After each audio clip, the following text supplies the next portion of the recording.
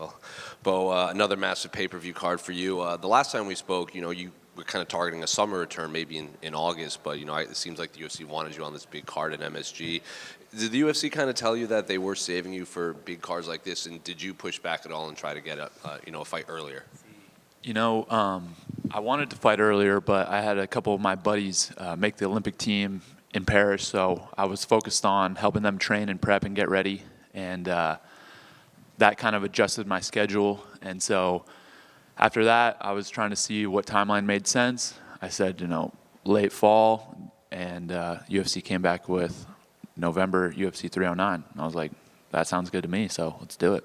And they came to you with Paul Craig. Paul was in here earlier, and he said, it seems like it took a while for you to sign the contract and fight him. He didn't know if it was, to his credit, he goes, he might have been on vacation, maybe he was doing other things, but it just seems like there was a lot of time between the fight being offered and you signing. So I guess how realistic was that? How realistic was his view of it? He said he thought it took a while for you to sign it. No, I think I was the one that kind of came to them with the fight. So that was not an issue for me. So what about Paul is kind of what drew you to this fight? Was it the jiu-jitsu aspect, like the wrestling versus jiu-jitsu? Was it the style of fight? Was it the name? What was it about Paul? I think that it's just a step up in competition. For me, who I fight doesn't matter as much as the way I'm developing and improving and in the sport. So, I think he's a guy that has a ton of experience. He's a guy that poses a lot of danger and some interesting problems to solve. And so, it makes sense for my career and where I'm at. It's not really anything personal at all. It's just another challenge and another step in the direction that I'm headed. And so I'm excited for it. This is the biggest challenge that I've had. I think everybody would agree to that. And I'm going to make the most of it. When he was in here, he kind of echoed something you said, that you can train wrestling nonstop for 9 weeks. You're not going to get to my level. He said the same thing with his jiu-jitsu. Like, you're just not going to get to his level of jiu-jitsu, just like he's never going to try to wrestle you. He also said, Bo taking me down and putting me on my back is not a smart game plan for him. So I'm curious, how do you see this fight actually playing out?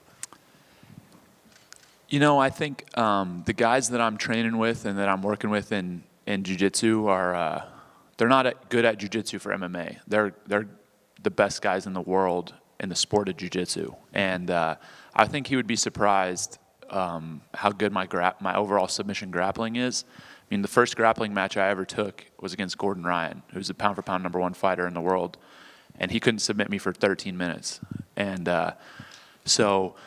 and that was with three training sessions in that sport. So I think he'd be a little surprised with my grappling. We can do a grappling match after. That's no problem. But, yeah, as far as this fight goes, I'm going in there to fight. It's every single aspect of MMA. That's what I've been working on for the past few months and just improving and developing overall. So wherever the fight goes, I'll be confident. Well, kind of going off of that, it just seems like the last few fights Paul has, he can wilt on the feet. He wants to fight on the canvas, but if it doesn't get there, you can hurt him on the feet bad. So is there a world where this fight just never touches the canvas and this whole entire fight is stand up? I mean, absolutely. If you look at the film and look at my fights, I've had multiple fights that have gone that way where I've knocked guys out on the feet. And, so there's definitely a chance of that. And I think the nice part about being a wrestler is you get to control where the fight happens. I get to control if the fight's going to be on the feet or if it's going to be on the ground. So that'll be up to me.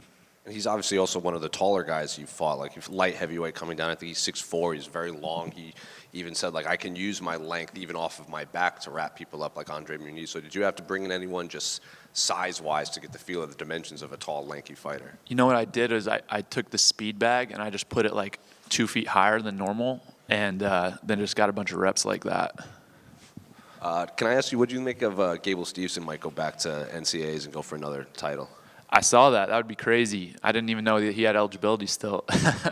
But, Gable's definitely a super prominent figure in the sport, multiple-time national champion, Olympic gold medalist. So going back to NCAA would would be pretty crazy. But yeah, I would be excited to watch him compete. He's always fun to watch. I think he thought about going back for another Olympic gold, but the WWE didn't release him soon Yeah. enough, so he just missed that window. So I think he's going to try to go for a title. Yeah, so he won the U.S. Nationals, and I think he even had the world team spot in 2023.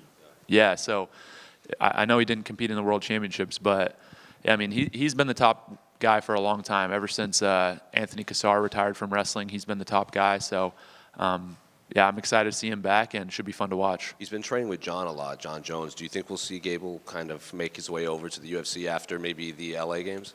I would love that. I would love to see as many high-level wrestlers as possible transition over to MMA. I think that in the last decade or so, we really haven't had the best collegiate wrestlers move into MMA. You know, you have guys that have had success, but we haven't had the best of the best. You know, so guys like Gable Steveson, it would be amazing to see him transition over, and I think that American collegiate-style wrestling would take over the sport in short order. And just last one for me, speaking of John, can I just get your thoughts on the main event between John and Stipe? Man, it's such a cool fight. It's so cool to see the greatest fighter of all time and the greatest heavyweight of all time competing against each other, and I'm excited for that one. As a fan of the sport, it's really cool, and I've thought about it a lot, and I have no idea how it's going to go. Neither of these guys have fought in a while, and I think it'll be exciting. You know, there's a realistic chance that this could be the last fight in both these guys' careers, and I'm sure they want to go out on top, and I'm sure they want to go out with an exciting performance. Oh, right over here to your left. Speaking of John, I know the last time you guys shared a card, it was a little bit of fun, you know, about the wrestling and stuff. Have you crossed paths with him at all and, you know, rekindled any of that? Not yet. You know, New York's so different from Vegas with the PI, and everything's kind of tight together. You see everybody. So, you know, I haven't seen him, but I'm sure I'll see him as the week goes on, and we'll get a rematch. I think he got the better of me last time, so I need to get that one back. Okay. Is that the first loss for you in a while? Yeah, I don't know. I don't like to think about it, but it's been a minute. Yeah. And you spoke a lot on the growth and the importance of focusing on that. What is like the benchmark of something in this performance that you'd feel satisfied with to show some of those growth layers? It's hard to pick something specific out. I think that for me, I'm a big film study guy, so I'm always watching film, and I'm always studying others. I don't watch as much of myself. Usually after the fight, I'll watch it 1 or 2 times just to review, and then I kind of got the information I need. And so, I would like to see just improvements in positioning, improvements in control, more comfortable in every aspect of the sport, on the feet, on the ground. When I look at my last fight, I think that Brundage came out, trying to land something crazy, and I almost rushed the stand-up, and I rushed the takedowns a little bit. So I would just like to see more composure and just better position. And it's almost like a rite of passage. We have to ask you about Khamzat Chimaev every time you're up there. But like, since you he's fought. He seems very established as a middleweight now, no longer a welterweight, and could be fighting for the title next. So I guess, what have you thought of that last performance? And does it now feel like it's getting steps closer to actually being more real? It's definitely getting steps closer. I think that Khamzat's last performance was really, really incredible. It was probably the best performance he's had. Submitting a former champion in the first round is an amazing feat. And so I feel like, he's definitely right there for the title shot. We'll see what the UFC wants to do, but I doubt he fights again before he fights for the belt. And I have a lot of catching up to do. I'm fighting unranked guys right now. So, those are the type of fights I want in the future. But again, the main focus is improve, develop, get better at fighting, and we'll make that happen in time. Go over here to your right. Go to your right. You're right. So we've had a lot of extremely high credentialed wrestlers, world champions, Olympic champions. They come over to the UFC and MMA. But a lot of times when they come, they've come after they've already accomplished everything they could in wrestling. They still have the credentials, but their skills kind of drop off. They can't make the world teams anymore. That wasn't the case with you. You could still make a world team, Olympic team. So with that said, can you say with your skill set that you might be the greatest wrestler ever at this point in your career to come to MMA? I don't know. I don't necessarily like the word greatest, I guess. Most skilled? I think that, I think most skilled probably, for sure. Especially because I'm the newest, right? And I look at the wrestlers now that are in 7th and 8th grade, and I'm like, these kids are so freaking good. This is incredible. They're unbelievably good. And that might not even just be with wrestling. It might be everything. But people are just getting better at whatever they're doing. So, yeah, I would say I'm probably the most skilled guy. But there's going to be guys that come after me that are hopefully going to do bigger and better things. We got guys on the Penn State lineup right now who are taking amateur fights and who are, getting prepared to transition over to MMA. And so for me, I want to do my thing and hopefully help those guys, help elevate them, and hopefully they achieve even bigger and better things than I do. Obviously, a lot of people compare the American folk-style wrestling to the freestyle wrestling of these Russian and Dagestan. What advantage does the American wrestling have over those? I think there are a lot of advantages. I would say, the amount that we compete and in the situations that we compete in. And I was competing in Madison Square Garden, sold out in 2016. I was, 19 years old, and so just to have that type of experience and be competing against the best guys in the world week in, week out, that's something that I don't think you can really replicate. And in addition to just what it takes skill-wise to be a world-class folk-style, collegiate-style wrestler, the control, the ability to take guys down, the ability to scramble, for me, I was always a guy that I wasn't afraid to go to my back in order to score points, and that's way more similar to MMA than what you see in most like freestyle settings. It's definitely a really, I think, a skill set that you can't get outside of that really. Obviously, you've competed at the highest level of wrestling. You had some rivals. You just mentioned going to your back. One of them was against your rival, Miles Martin. But in wrestling, it's very respectful. Paul Craig, you know at the weigh-ins, he's going to be face painted. He's going to be in your face. Are you prepared for like that kind of level of intensity? I mean, I feel like I laugh and I smile and I'm nice, but I live in that intensity. When I was, you should have seen some of the workouts I was doing as a little kid. Should have seen some of the workouts I did through high school and through college. It's, most people would really not believe that type of stuff's going on. So the intensity is really not a issue for me. I can turn it up real quick if we need to. And my last question, obviously you're 6-0, been super impressive, but there's always the critics. They say, oh, he hasn't fought anybody. Now Paul Craig's a real test. But if you beat him, they're going to say, oh, he's lost a bunch of fights. What's your response to the critics? All good. You're 100% entitled to your opinion, and as am I, so no worries.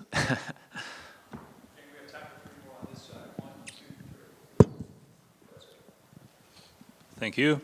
So we mentioned Khamzat. Of course, Khamzat is a great wrestler in the weight, but there are also several great wrestlers in the top 15, and most probably your next fight is top 15. So who do you think is a great wrestler who you can face next? Maybe there is Roman Dolidze, maybe Jack Hermans, and so on. So who do you think is the realistic opponent for you, and who do you think is as good wrestler maybe as you are, or probably a good opponent, good matchup for you in general in wrestling? As far as opponents, I'm focused on Paul Craig. That's really the only thing I'm concerned about. I'll have a conversation with the UFC after this fight, and we'll see what it looks like. You see the rankings shake up so much in one fight, and it doesn't really do me any good to try to think ahead and plan out 3-4 opponents ahead, because we don't know who's going to win, who's going to lose, who's going to pop in the rankings, who's going to pop out.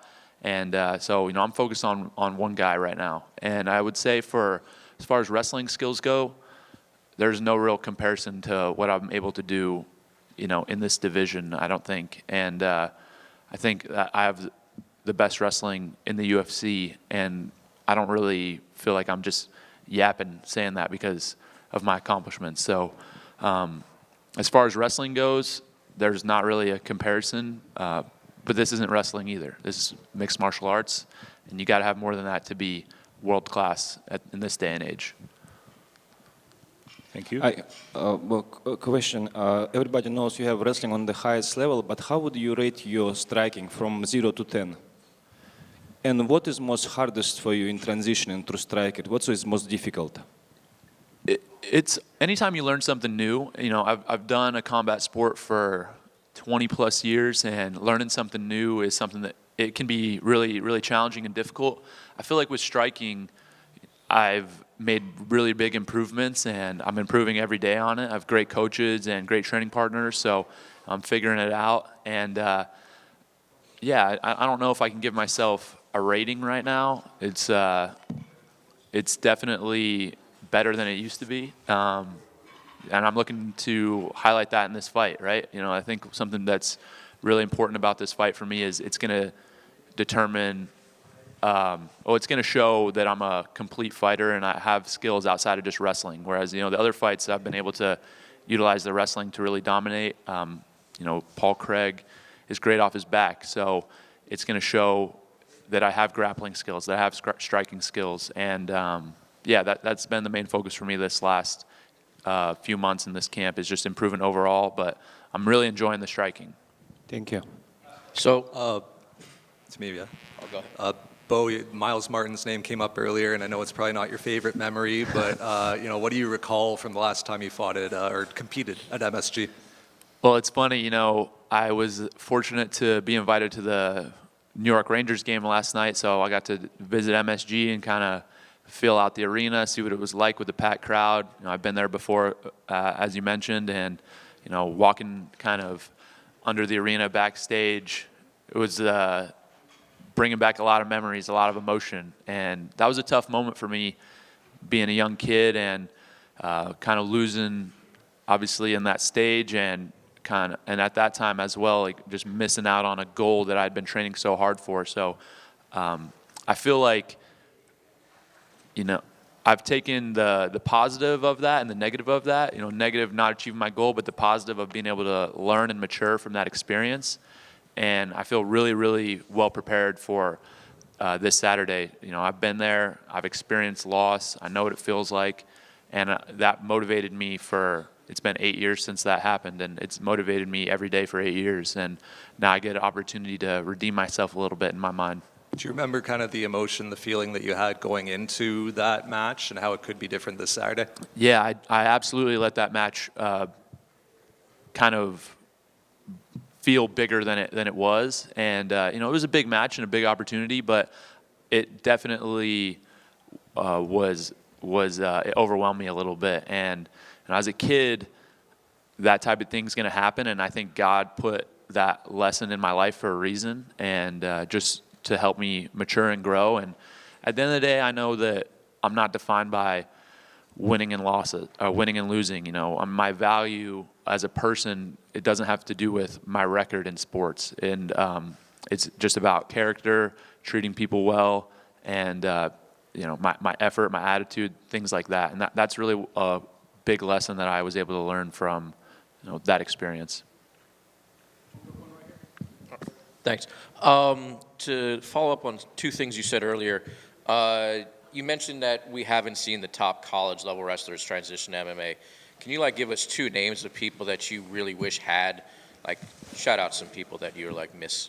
Yeah, great question. Let me think a little bit. The first guy that I would love to see fight, that I think would have been an amazing fighter, is one of my teammates, Jason Nolf.